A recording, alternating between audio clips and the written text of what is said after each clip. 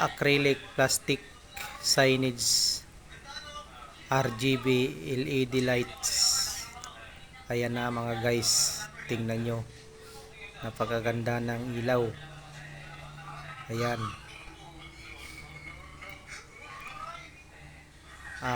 diffuser po siya na acrylic lighted,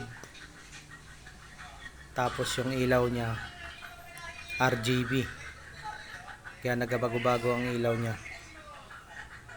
Tapos yung siding niya is aluminum yung siding niya. Tapos yung backing niya is aluminum composite din, kasi pang outdoor siya, hindi siya nasisira pag naulanan at kahit mainitan. So rights, yun lang. Maraming salamat sa iyong panunood. Ingat po lagi. God bless and bye bye.